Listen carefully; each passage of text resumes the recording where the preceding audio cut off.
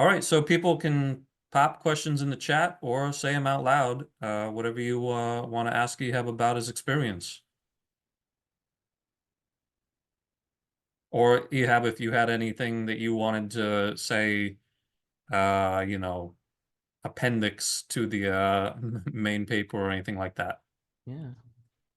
No, really. I think I covered just about everything in the presentation. That was a good experience. Learned a lot. Uh, got me kind of started on the right path on several different things that I had on my mind. But yeah, it was a good experience. Hey, does anybody have any questions? Because I'm not seeing any yet. Scroll up in the chat.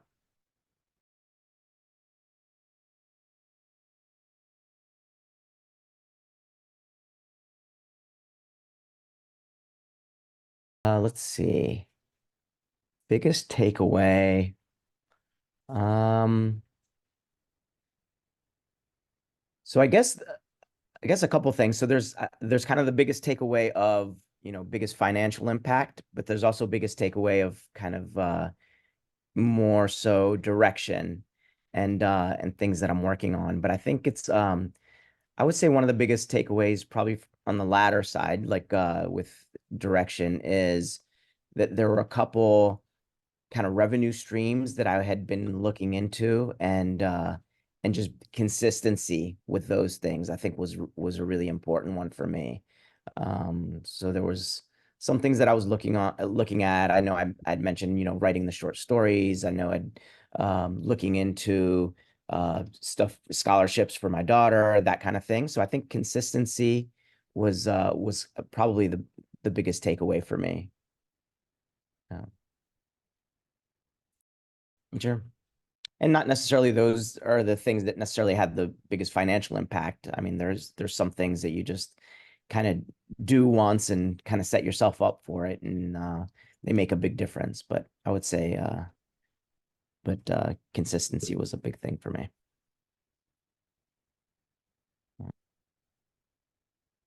Also, Pearl, I might have heard you say the word session singular, but I just want to clarify the coaching is multiple sessions in case I Yeah, heard that correctly.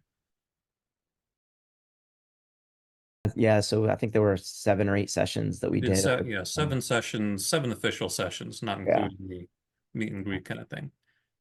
We have another question, which is in the chat. yeah. Curtis asks, what made you choose to work with me as opposed to someone else, such as someone who is a full-time financial planner? I assume he means certified financial planner. Yeah.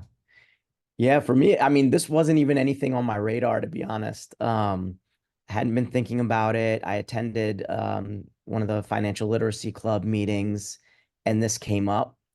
It wasn't something that I was thinking about or looking for. And when Dan mentioned it, I was like, worth a shot. I'll send an email and see if I get picked for it. And yeah, and so Dan reached out. We had some good conversations. It seemed like he had some ideas for me that could benefit me, and I went with it. So I hadn't really looked into other things necessarily, but this came up from one of the financial literacy club meetings. One thing that I do want to point out is, Curtis, you put the word versus, and I want to really emphasize that it's not an XOR, meaning exclusive OR, for the computer science nerds in the audience. Uh, Ehab or anyone else who works with me or any other financial coach can also work with a certified financial planner. They would cover different sorts of things. And that person could also provide a lot of value to Ehab's life. I would not discourage him from doing that if he decided he was interested in doing that. He would have my full blessing. A certified financial planner would not talk about things such as realistically would not talk about things such as his book and writing stories for that. For as an example, they would probably talk with him about topics like life insurance, which we really did not get into. Um, Certified financial planners tend to have more of a set curriculum for what they go over with people, whereas I tend to be more, and I imagine most coaches tend to be more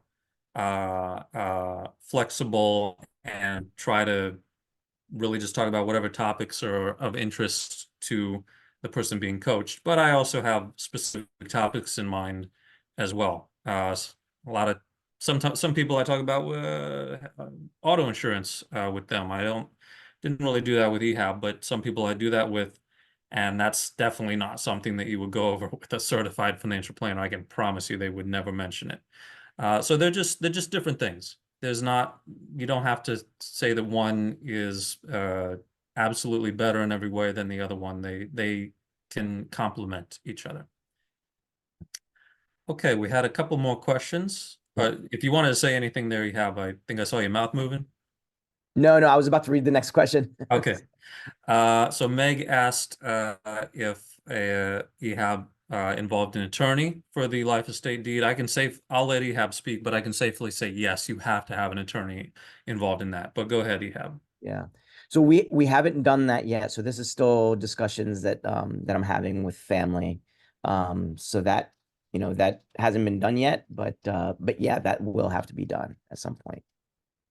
Yeah. And you do have to involve an attorney in that. I believe it's like my understanding, I'll put it that way, is that Mhm. it's legally required for an attorney to be involved, or at the very least, you'd be out of your mind to not do that. It's not super expensive or super time consuming to do that, and it will be done right if you have an attorney versus doing it yourself. Don't Mhm. DIY that. It's it's a legal thing. Mhm. Okay, John. Asked, did you consider using a trust to deflect parental property and book profits from counting as annual income? I'm not sure what counting means. Profits from counting? I think well, he doesn't have a mic, he's saying, but I think it means reporting it as income, reporting the book profits as income. Did you have a? Yeah. Okay, he said yes. Yeah. So I'll mention trust. The trust is something I'm looking into in more detail for the properties. Um Still kind of like we haven't gone down like a direct path yet with how we want to do that. That's still in discussion with my family. But as far as book profits, I actually kind of discovered that it's a lot more simple than I initially thought. I thought I had to set up an LLC or create a company or something. But if you have like a side gig, say you sell on Etsy or say you whatever that side gig might be, you basically just report it as I think it's personal business when you do your taxes. And so you say, okay, I'm making this money, this amount of money, like here's the business that I'm running on the side. And then you report any of your expenses. You don't have to set up an LLC for that. You don't have to have your own company. And then that way you can report you can even report like I have an office space at home and I'm writing that off. So you might say you make $10,000 in the year, but you're saying I've paid rent and this percentage of my home is an office space that I'm using specifically for this business. You can write that off, or your mortgage, or or whatever that might be.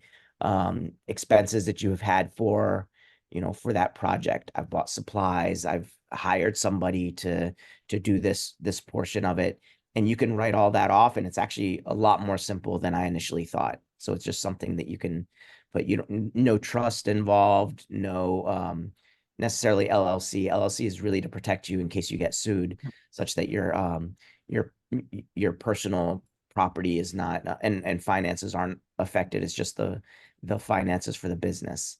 Um, but you don't have to do that if if you have a very low risk of getting sued for writing a kid's book or for maybe selling something online, then you don't have to go that route.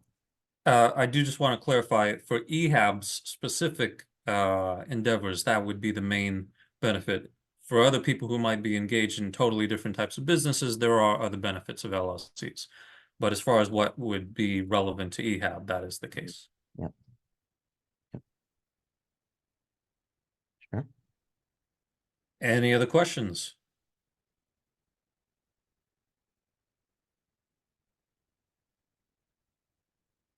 Going once, going twice. Oh, here's something. Yeah. Thank you, Brett. Oh, okay. Not a question though. So going once, going twice, and we'll go ahead and wrap there. All right. Oh, one more thing. The tax form for writing off expenses for side selling. Yeah. Um, I'm not sure if this is exactly what you're asking for, Cooper, but I would encourage you to look at a Schedule C. That is where you put in both income and expenses for business activities. Oh, we do have another question. So that's probably what you're looking for, is my guess, Cooper. We did have one more question from Rahina or Rahenna. She asks, so how did you go about amending your tax returns, Ehab? Yeah. So so I did my taxes through TurboTax. You actually just go in and you pull up last year's tax and you just click amend. And so I tried to do it for the last 2 years. The last year went through pretty easily. I think 2 years ago, so had hired an illustrator from the UK for my kid's book. This was a couple years back, and they had asked, was it more than $600? Did I send, forms? But they're from the UK, so they're not paying taxes obviously here. So I don't know whether that kind of gave it a snag, and like TurboTax had like they wanted me to like look into it further um and go through some more questions. But basically you just go in, and this is what I did for last year, which was a lot of my expenses.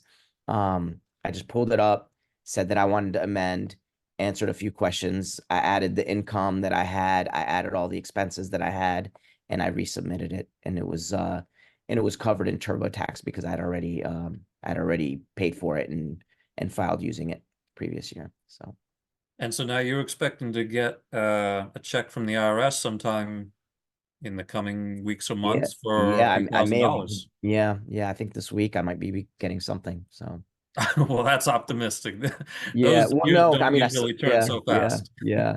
I saw something in the mail today, so I don't know if that's it or not. So Ah, okay. yeah,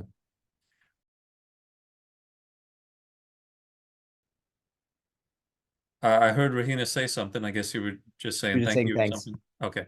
Yeah.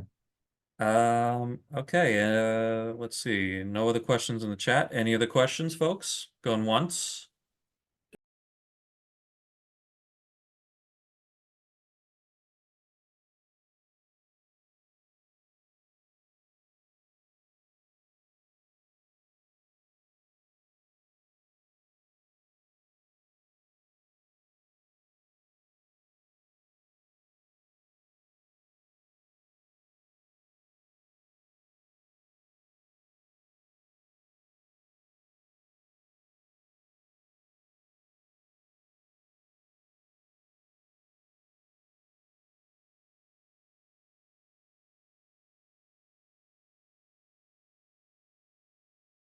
Yeah, I think it could potentially be a great topic. I don't know if I'm ready to lead a discussion on that topic personally. Like I haven't been through the experience of inheriting stuff yet. I would probably love to invite somebody who has actually gone through the full process, not just setting it up, but actually seeing the consequences of it. I'd love to have somebody like that lead a discussion on it for sure. So if anybody here feels that they fit that description, please feel free to reach out to me. And in general, if people are interested in leading discussions on topics, I'm not opposed to that. I've invited people to do that in the past, and I continue to extend that invitation. So if you have a topic that you feel is worth leading a discussion on, feel free to reach out to me. Okay, any other questions or comments or whatever?